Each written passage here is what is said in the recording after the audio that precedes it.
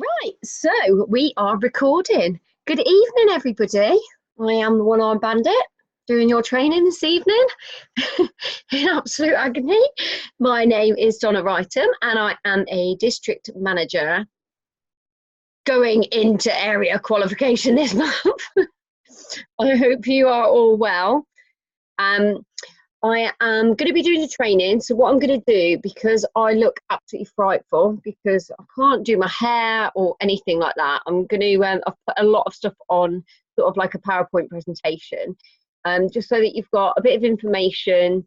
If anything is useful to you, you're able to just kind of like get it off the PowerPoint slides and stuff like that. I just think it's easier for you guys if you need anything for reference. Can everybody hear me okay before I start? Taking that as a yes. So what I'm going to do is I'm going to share my screen.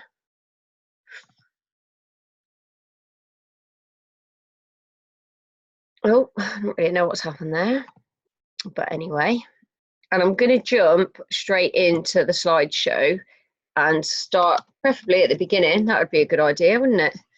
Right, okay, so this training this week is for our region training. Jay did suggest it because I wanted to know what people wanted to know about. So we did it on handling objections and rejection.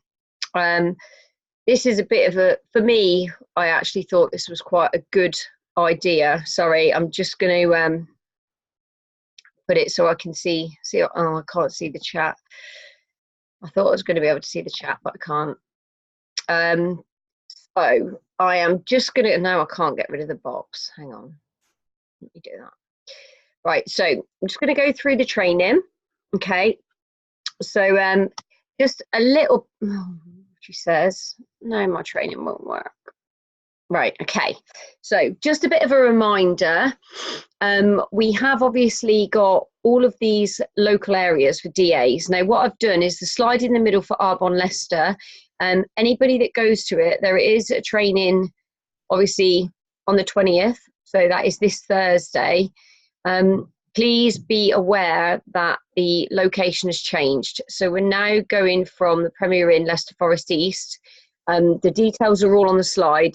The actual sessions themselves are the same time, same dates as they were previously, but the venue is different. So just make sure that you keep an eye on that. And then obviously you've got the Derby and the Nottingham information there as well, and everything that happens online every week. Also, there is, and I'll send these slides out because obviously at the moment, well, I've got us in it and we'll probably be in it for the for the actual duration of the training. So what I'll do is post this out to you. So the main events that we've got coming up are the Leadership Academy on the 7th of July. Now, I think someone's going to need to tell me if I've got this wrong, because I believe that there's no nation training at Stamford that month because of the Leadership Academy. But I will get that clarified. And then obviously we've got AAC in Birmingham between the 5th and the 7th of September. So that is super, super exciting. I can't wait for that. So let me see if I can move us. That's annoying me. Okay. So we have then got a little bit of recognition for everybody. So this month, the mid-month massive, I've decided to call everybody. So these are people that have achieved 500 PQB and above. So there is Amy, Tanya, Emma, Vicky, Nicola, and myself. So big clap for everybody. It's absolutely incredible to be able to be achieving that. And obviously, you know, puts you in really good stead. It's a great foundation for getting your IC bonuses as well. So just keep going. And then,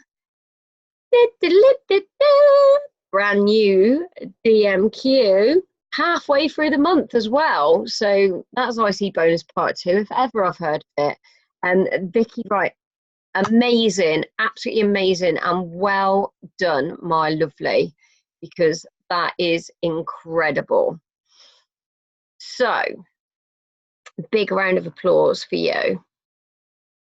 Right, so let's get cracking with this training, because like I say, I'm not actually sure how long it's going to take. So first things that I wanted to kind of talk to you about was, for me, sort of like rejection versus objection. Now, some people believe that these are the same. I personally don't believe that they're the same. For me, rejection is kind of like a definite no. So this person that you're approaching, whether it's about the business or about products, they are only a rejection if they are never, ever, ever going to join your team or purchase your products. Anybody else, for me, is kind of, it's like a definite maybe, and they would be an objection. So, you know, people like this, they're not ready to join your team, or potentially even buy your products, because there's something that's stopping them. So there's either a concern that they've got, or something that they require that in the situation that they're in, and what, depending on what you've currently explained, doesn't give them the, doesn't give them the motivation to either buy the products or to join the team. So for me, that's kind of, when I look at that, I think, and it depends what kind of discussion you've had with somebody. You may not have told them the products are vegan. They may be vegan. It could be something as simple as that, or it could be something a little bit more deeper rooted. So just first of all, dealing with rejection. Now, we all know, and I found this quote and I absolutely love it. So the biggest hurdle is rejection. Be ready for it. You are going to get it. The difference between successful people and unsuccessful people is that the successful ones do all the things that the unsuccessful people don't want to do. When the door slams 10 times in your face, go to door number 11 with enthusiasm and a smile, and you never know, that could be, your first sign up. So don't ever be concerned. So just some little kind of tips about rejection. So get back on that horse, get over an old rejection, just get straight on top of a new one. Accept the rejection early. It's not personal. So, it's just part of the process. It's part of what we do. It's, think how many times you say no to someone, when someone asks you a question, or how many cold calling people that you get that you say no thank you to, without even a second thought, without even listening to them sometimes. It's part of life nowadays. It's part of how we live. So for me, the main thing is to not take that rejection personally. It isn't about you. Use rejection as a bit of a learning curve. Is it possible that you could benefit from a change of approach? So, and it says it down here, kind of like, if you're getting rejection after rejection after rejection, you may be trying to close the sale too quickly. And sometimes, that can come across, almost desperate, for the want of a better phrase, but people are, kind of wondering what your motivation is. And, we all know it's about them. It's not about us. So actually, if we're desperately trying to shove things in people's faces and constantly looking for that sale and that sale and that sale, then people will see through it. Focus on what we have to offer for the person that will choose you, because there are people out there that are looking for this kind of opportunity. And actually, if they're looking for this opportunity, and we've got that to offer them, and it's always about staying positive and making sure that you are ready to be able to offer that opportunity to the right person. Catch up with people who haven't turned you down. That may be someone that's sat on the fence, or it may be someone you haven't even spoken to. But, straight after a rejection, try to do something, get in that activity really, really quickly. And empathize with the person that's rejecting you. Understand if they give you a reason, be sympathetic to that. Understand that they have a reason, like you have a reason when you say no to other things. And a little tip, sort of look at how you're handling sort of objections, because sometimes someone with an objection could turn into a rejection if they're not getting what they need from you. So if you can't offer sort of like the right solution for someone's objection, they potentially could turn into a rejection. So, really think about sort of like concerns that they've got and how you're addressing them, and, how you're answering their questions. Just think about the language that you're using. So let's go on to an objection. Right, what is it? So I can tell you what it's not. It is not a rejection of the product or the business. It is not a rejection of you personally, and it is not a rejection specifically of the sale that you're trying to make, whether it's the product or the business. What it is it's kind of like a buy-in signal. So when someone objects to something, it's just that they're not ready, or they don't understand, or they haven't got enough information. Some people in life have to know all the details. Other people will just jump in with 2 feet and having known or found out absolutely nothing. Everybody is different. So when someone's got a concern and they raise a concern, to me, they're not outright going, no, not doing it, not interested. What they are doing is saying, oh, I'm a bit worried about this, which means that there is that spark of interest there. It is a request for more information. It is a cue for you to stop talking and start listening, and be active in that listening. So really making note of, taking in what they're saying. And I've got my little quote out again. So an objection is not a rejection. It is simply a request for more information. So common objections. I've probably all heard these, actually probably used a few of them in my time as well. So I don't have time. I don't have enough money. I don't know enough people. Don't get the business model. I'm not a salesperson. Oh God, that was definitely me. The products are too expensive. I don't know anything about network marketing. Really don't use a lot of products myself. So it's this not having this understanding. So dealing with objections. Now, this is kind of the main area that I want to cover, and I've literally just got a couple of slides. So take the time to really listen fully to the objection before you take any action. So percentage-wise, we should be listening at 80% and only talking about 20% of the time. You need to let that person that you're talking to, whether it's about the business or about the products, need to get them to communicate really clearly what their objection is. And then you need to validate it. So you need to be saying back to them, I've listened to what you've told me, and then pick out details of things that they've said so that they know that you've taken them seriously and you're really listening to kind of their concerns. Then clarify their concerns just to ensure that you have understood.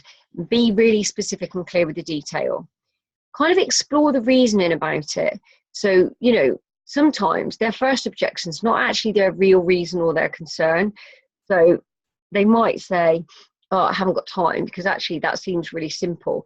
If you start to explore that and show them that they have got time, and you start to talk to them and use those exploratory questions to kind of draw out the conversation, you'll probably find that actually that's not the real reason at all.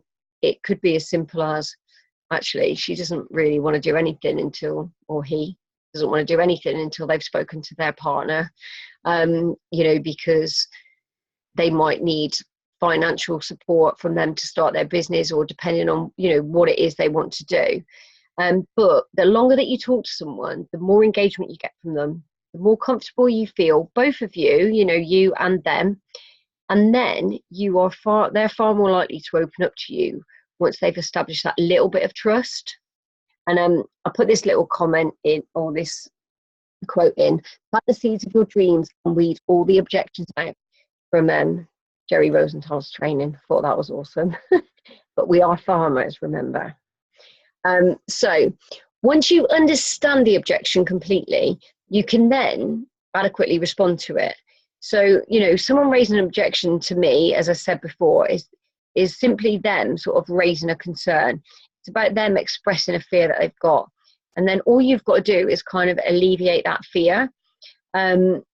Use the feel, felt, found technique if it's suitable. Now, you know, I think you do this around now when there's a little bit more awareness and stuff like that of the situations. Just be careful who you use this with, because if you're using it around someone who has got network marketing kind of background, or has done a lot of personal development, or, you know, has actually, you know, dabbled in it previously or something like that, you know, it may be something that they kind of, and it's, although it's genuine on your part, it can seem quite structured and scripted, if you don't approach it in the right way.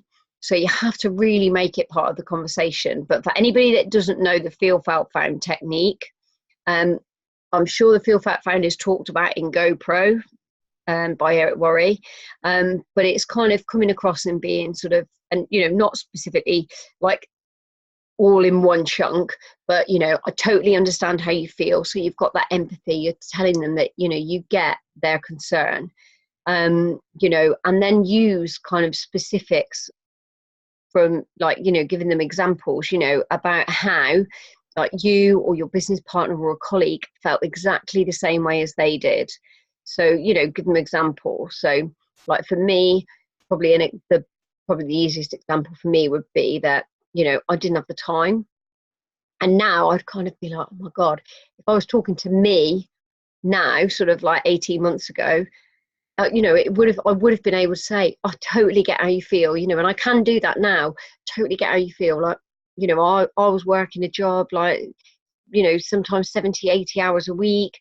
I definitely didn't really think that I had the time, but then I broke down, you know, what I did in a day, and kind of actually found that a lot of my time was spent kind of procrastinating about what I needed to do and not actually doing it all the time. You know, and I found that actually when I set out some little, you know, like set out like a little timetable, or, you know, a schedule in my diary, and allotted specific actions to specific times a day, I realized that I did have that time. So, you know, and you can use as well, sort of like statistics to back up your explanation. So if it's more about, you know, if it's about product or if it's about business, there's loads of stats that you can pull out. You know, you've only got to go through sort of like catalogs and stuff like that for the clinical results and things for the product, for people to see that, you know, actually what you're saying is backed up. Then you need to be looking at closing this objection. So what you're doing with this is you're confirming with the prospect that you completely understand their concerns. You're covering each concern within your response, and then you're clarifying with them that you've answered all of their objections. So, you know, list them. Right, okay, so you said that you didn't have time. We've covered that, haven't we? You said that you didn't know enough people. Right, okay, so have we covered that? Are you happy? You know, is there anything else I can help you with? And, you know, clarify from a follow-up perspective what evidence or support that you're going to give them. So it might be that they're concerned about network marketing. You know, you might have a great video that you can send them. It might be that they feel that they don't have time. You could potentially, if that's something you struggled with like me, you could potentially send them sort of like a little message about how you dealt with that, you know, and then give them really clear timescales for a follow-up. So if you are doing something like that, then make sure you set up a follow-up, because that's a great way of getting back in, you know, to seeing them and actually seeing how they're getting on.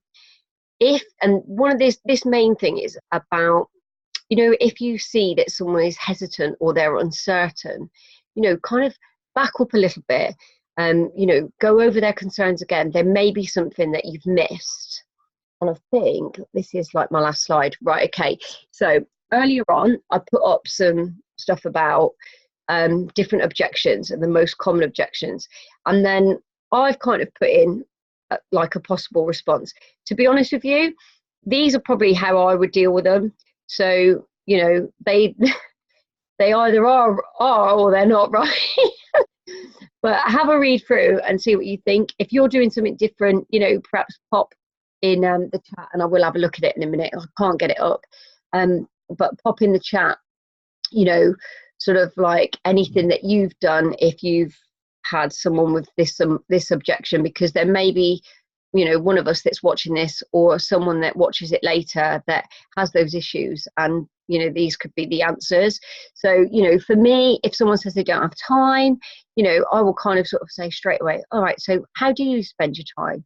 You know, what do you do when you're going from work? Like, how, you know, find out bits about what they do and their daily activities. You know, find out what their priorities are, and then kind of offer them time-saving solutions.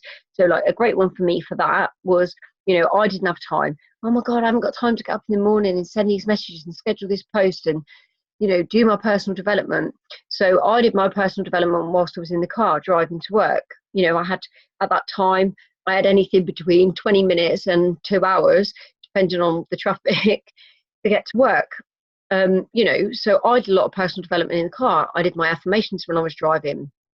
I listened to books when I was driving on audio. You know, so there are ways that you can create some time-saving solutions for people. You know, if someone says that they don't have enough money, kind of really want to understand whether or not it's something that they would be interested in if they did.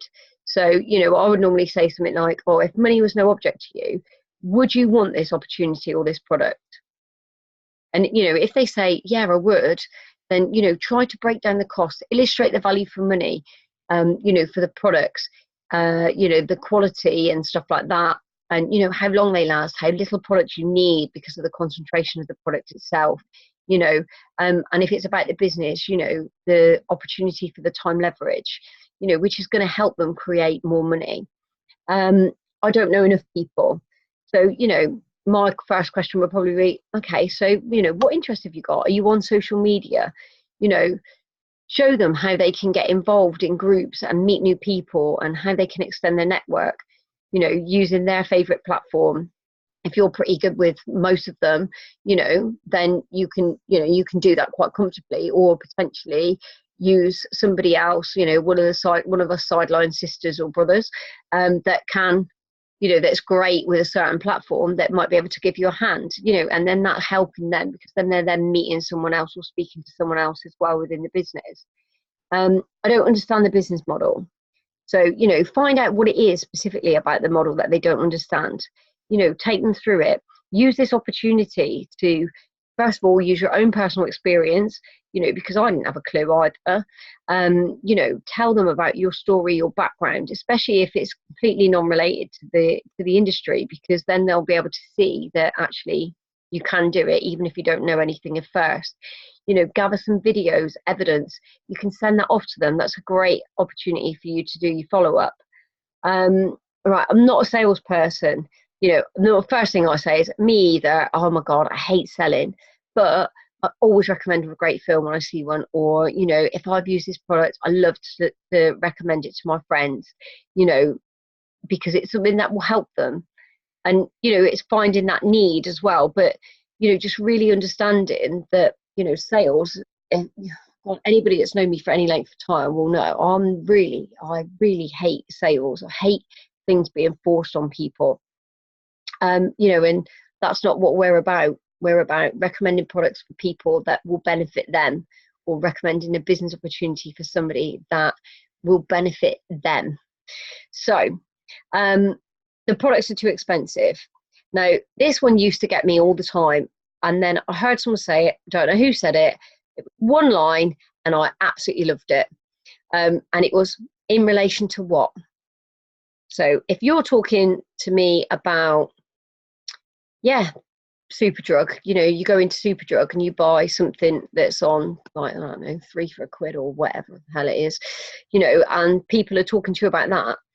It's not even comparable, because it's such a low quality product in comparison to the products that we offer, that of course it's more expensive. How would it not be? So, you know, really try to get them to understand that, you know, and then highlight the quality of the products, you know, highlight where we sit. You know, we're ultra premium products, you know, the value for money that we offer, you know, the longevity of the products, how long they last, the results that they offer, you know, the concentration of the products and the active ingredients that are in them, you know, and the, you know, and then kind of, you know, go into the results, you know, like the clinical tests and stuff like that, you know, make comparisons against like-minded products.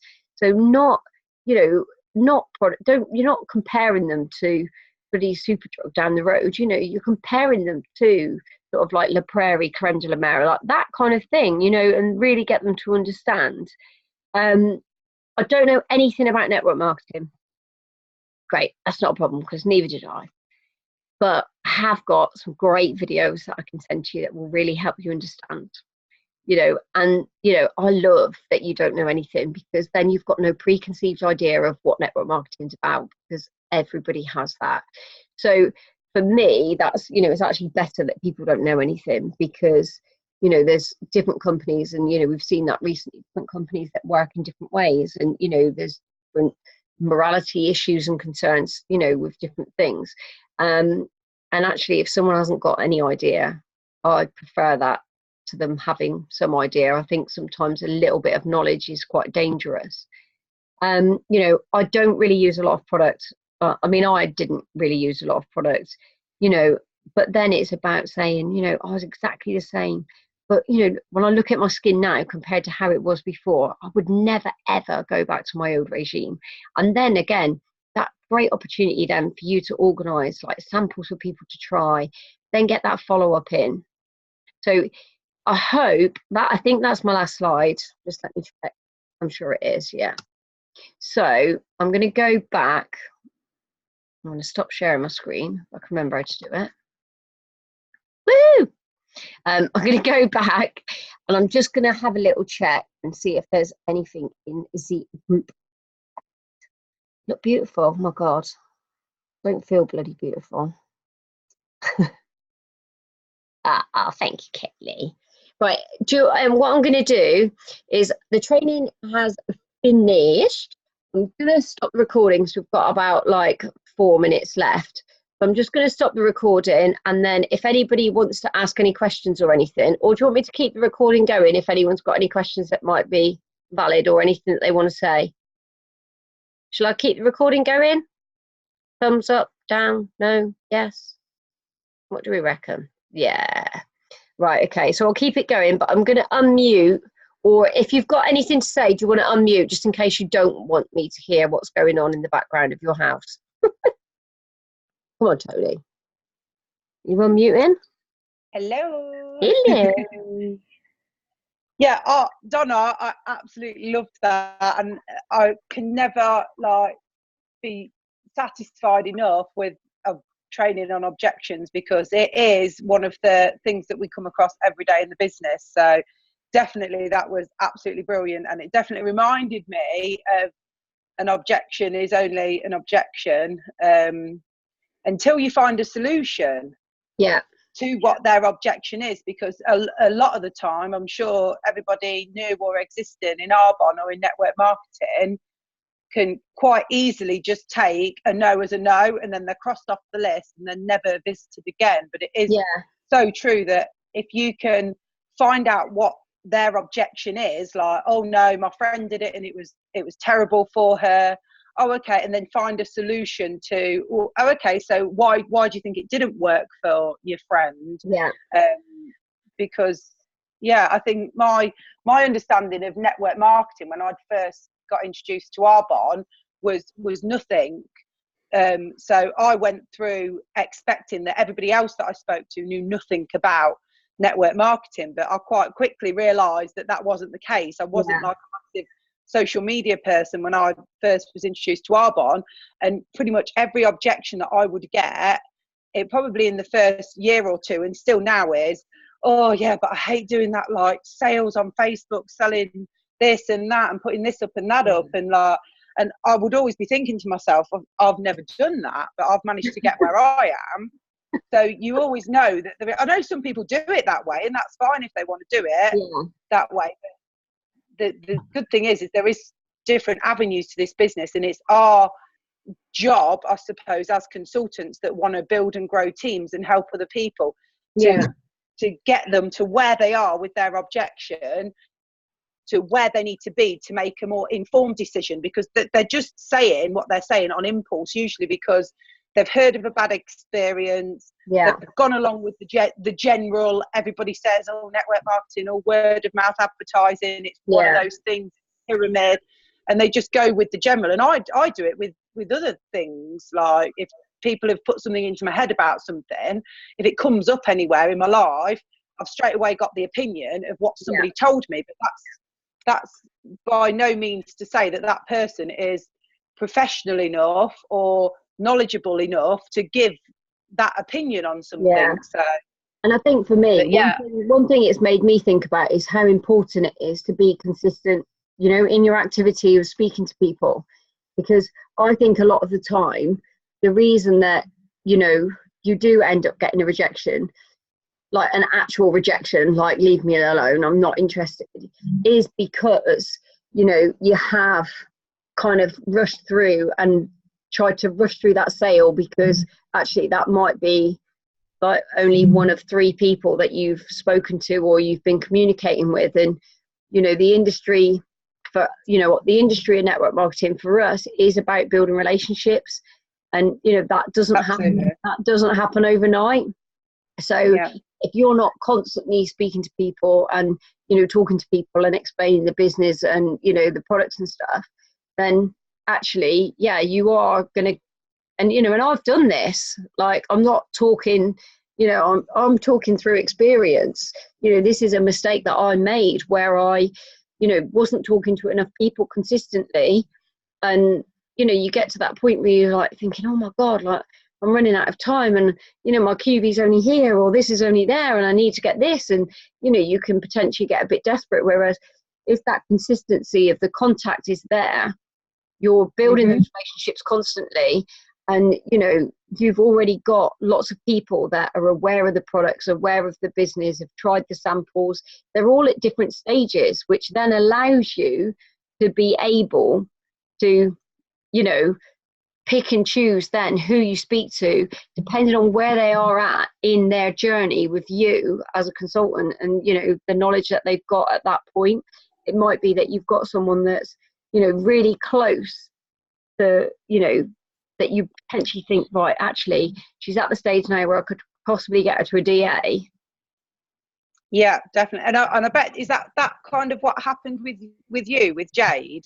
Because obviously, the first instance, I know you became a great consumer of the products in the first instance when Jade first started the business. Yeah. And I still remember to this day our conversation when we had Jade, one of Jade's first launches in the beginning of a business. Yeah. And we're around at Jade, and you were saying to me before the launch had even started, before you even knew what it was, life's too crazy, working hours, like there's just not enough hours in the day, like, and I know genuinely, like, you are a ridiculously busy person. Yeah. So God knows what you're doing with yourself at the minute, Donna.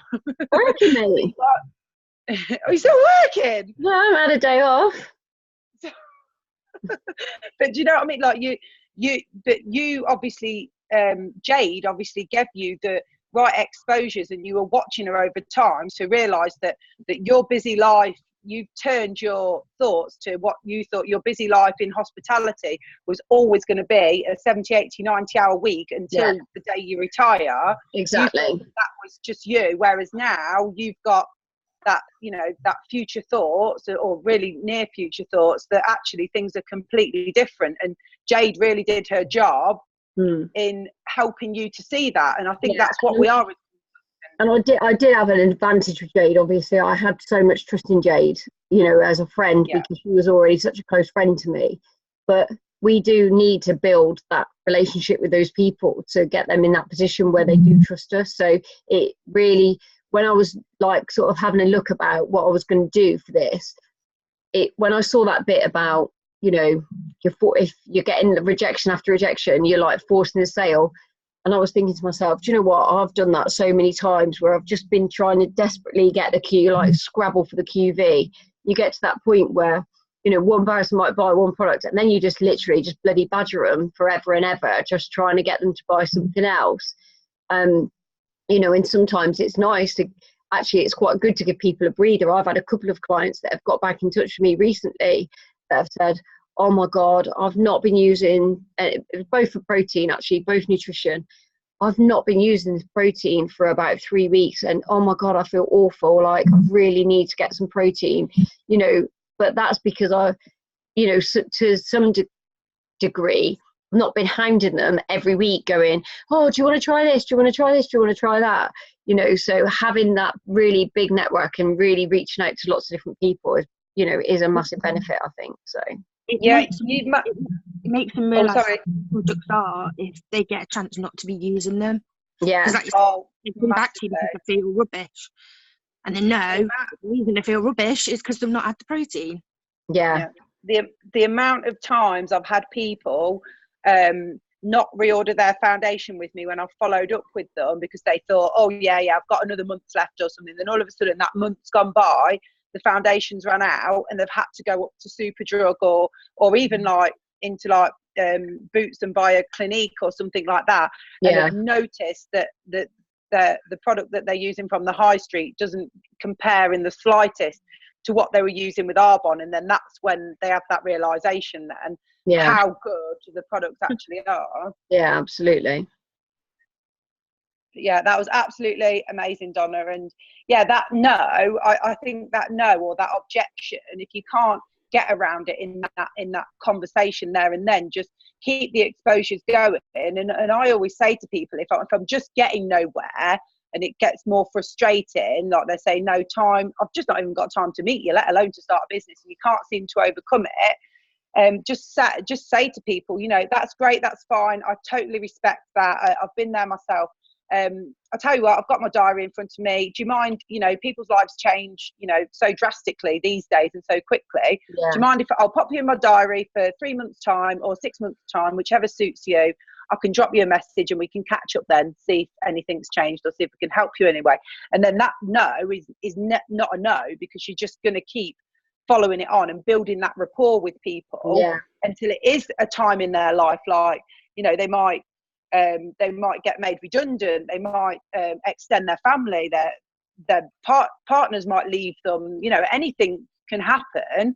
Injuries, illnesses, things come up in people's lives, unfortunately, when they don't expect them. And then yes, and that's when your door is still open, because you haven't just gone, okay, you're too busy, strike them off the list. Do you know what I mean? Exactly. And I think as well, you know, if so, for me, as I'm kind of one of those people that I like to think is pleasantly persistent, and you know, if someone is really not interested, you know, then they'll say, or you know, if you feel like you're being a bit of a pain to people, you know, you can just be honest and ask that question and say, look, you know, I don't want to badger you if this is something that you're never ever going to be interested in. And I think I've only ever had one person that has come back to me and said, do you know what, Donna, you know, and I've sent them stuff, and I still know and I still believe in my heart of hearts that she would benefit from having this business in her life, like absolutely 100%. But, you know, she has said to me, like, you know, I've looked at the video and, you know, I think it's a great video and I love what that lady's done, you know, because she's in a similar situation to what Danny Wells was in a while back. Yeah. And, you know, when she first started her business, and, you know, she said, oh my God, I really appreciate that video that you sent me. You know, it really did give me strength. But, you know, and I said to her, look, if you're not interested, please let me know, because actually I'd rather still have you as a friend and still speak to you and still be able to contact you and still have you want to contact me than have you thinking, oh my God, you're just going to send me something else.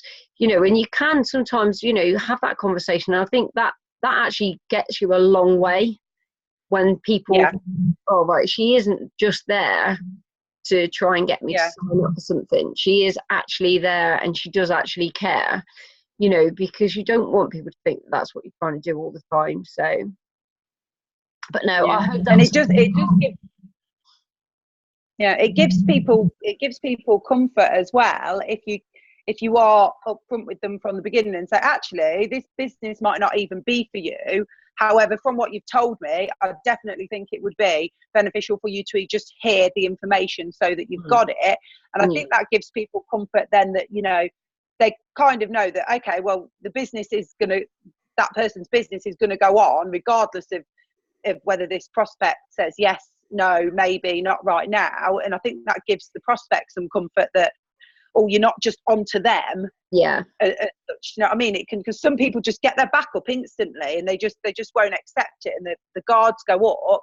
But if you can be kind of upfront with people and say, you know, it might not even be for you, I might give you the information, we might come to the conclusion. Yeah, definitely. And I think that's what a lot of maybe other, I don't know, you know, maybe even in Arbonne, certain consultants in Arbonne may have done it in the past, but I know a lot of people have said to me in the past that they've got their guard up because people have like, you will do it, you do it, and they're not doing it in the right way. And then people then, you know, tell other people, oh, no, you don't want to get involved with network marketing because, you know, this person did this to me, and they lost their friends, and, you know, all that sort of stuff. But like, it's just, I don't think it's true for us. Certainly our community within Arbonne, we're not like that.